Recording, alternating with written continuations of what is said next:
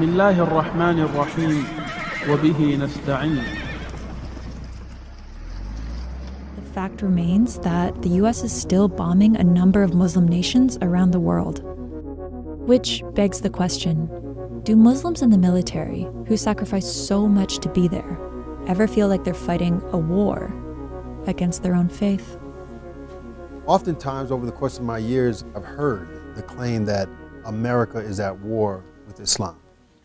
This is far from the truth. I've deployed in 3 different locations, Kuwait, Iraq, and Afghanistan. And in each of those countries, I fought alongside our Muslim allies against an enemy that was common to us all. Until you've put the boots on and the uniform on, you really don't know what it's like. You're just going off of hearsay. At my first duty station in 1995, the superintendent told me that when I gave my oath of enlistment, that my oath was given in accordance to the Christian God and not my God. You have to be very sort of blind to the political situation that's happening in the UK as well as around the world to essentially be comfortable with joining the army at this present time. Some people would see that as not only we're trying to pledge allegiance to the state, but rather to the foreign policy itself. And that's something that a lot of Muslims would decry about. But others have come out in support of the military.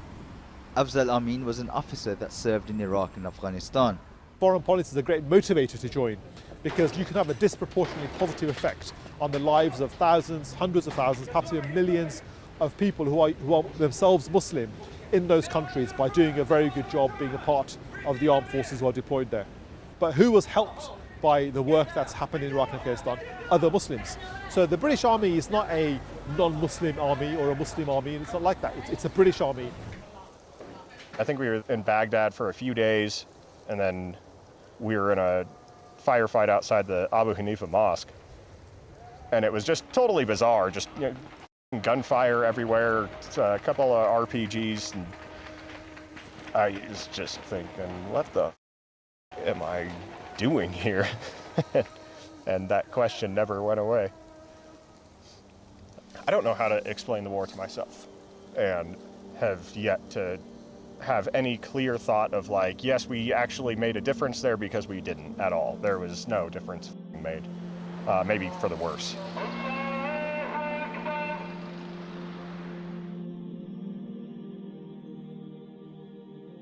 Mudahara and what it entails is just one of the bases of their ridda.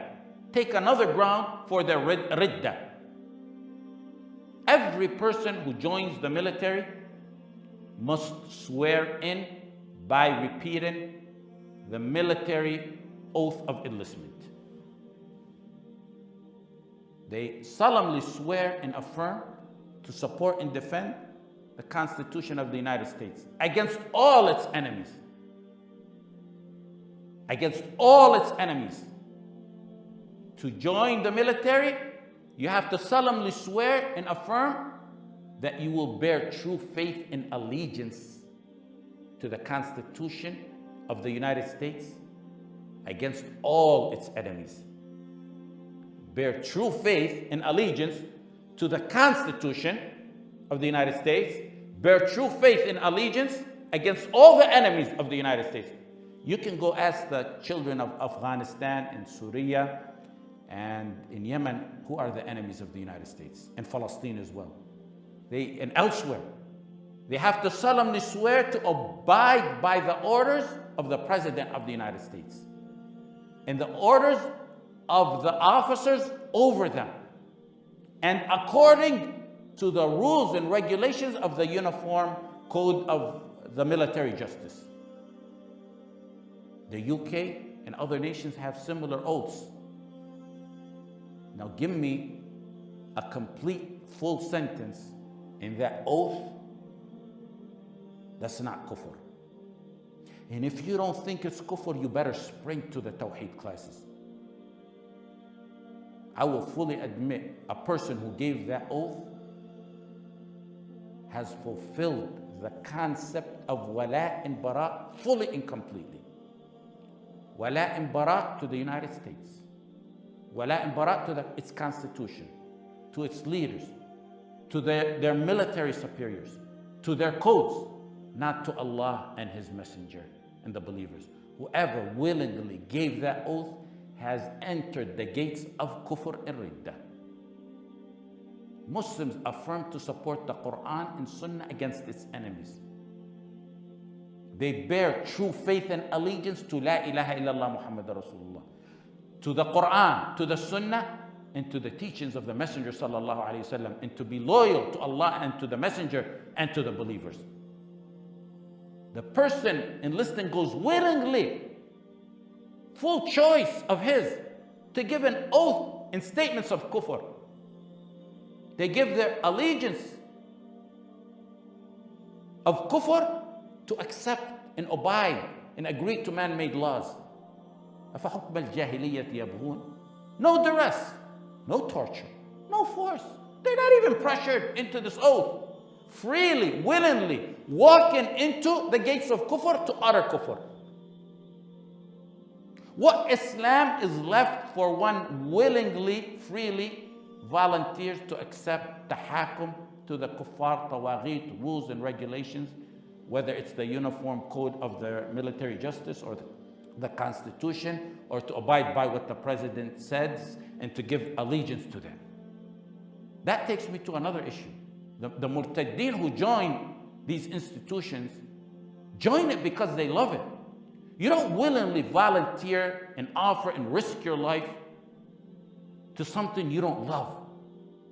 There's no military that can function without its soldiers giving them their full love and wala. Rules are not based on a few exceptions. They proudly display their love and wala decades after leaving it, on their license plates, on their stickers, on their cars, on their flags, on their houses. The parade celebrating their service. They're bolstering and bragging about it. The Messenger sallallahu alaihi wasallam said, "Al-mar'u yuhsharu ma'a man ahab." Allah subhanahu wa ta'ala said, "Uhshuru alladhina zalamu wa azwajahum." On the judgment day, people will be in groups, assembled together. Assemble those who did wrong with their companions. Umar radiallahu anh said, the people of riba will be together. Yawm al-Qiyamah. The people of zina will be together. The people of alcohol will be assembled together. Following in that pattern, those given allegiance and willfully volunteering to such institutions that are hostile to Islam and Muslims, knowing what it entails, they will be assembled together with their companions. Who would want to be assembled with mass murderers who fight Islam and Muslim? There's plenty of jobs elsewhere in the West. A trash collector, a garbage man, a trash collector, or a gas jockey is by far a more noble job than a 7-star general in such militaries. A coal miner, a bathroom attendant, preserving his tawheed is more of a noble job than a major general in that institution. They join the military because they love it. They love their fellow Kāfir soldiers who are fighting Muslims. They risk their lives for it. They love the man-made constitution they're fighting for. And they love to live under its darkness and under the darkness of democracy. So they're willing to put their lives at stake for it and to protect it. Al-mar'u ma'a man ahab, Sahih Bukhari and Muslim. In another narration, Anta ma'a man ahbabt. A man is with whom he loves, or you'll be with whom you love. I have a student who Allah subhanahu wa ta'ala guided. Alhamdulillah. He told me once, they instill so much love for those institutions when you're in them. He said, I'll give you one example. He said, when we finished basic training, they played the official song He was in the Navy, so I think it was the anchors away, as he said, if I'm not mistaken.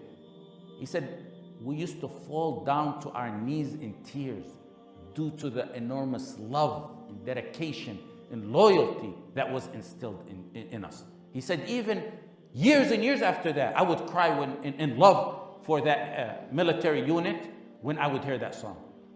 I read a Murtad online responding to Trump's statements about Muslims in the West. He said, it doesn't really matter what faith you are. We're all Marines first. Words of clear kufr. We say Tawheed is first. They say Marines are first. هل يستويان مثلا أفلا تذكرون? Any military of any country cannot exist without the soldiers giving them the summit peak of their wala. Without that, one would not be willing to give his life for them. When I graduated from high school here, I immediately went to Medina to study. Some of the Rafida classmates with me joined the military. A year and a half after that, the first Gulf War broke out. Years after that, I ran into one of my junior high and high school classmates, and he told me he was in the Air Force. I said, were you deployed to Al Jazeera where the planes took off to kill Muslims? And he said, yeah, he did. I said, how did you have the heart to actually drop bombs like that? We walk around ant colonies in our yards to avoid stepping on ants, and you drop bombs on innocent children and Muslims who say La ilaha illallah. They had brainwashed him beyond what one can imagine. By Allah, he said, I actually enjoyed and loved it.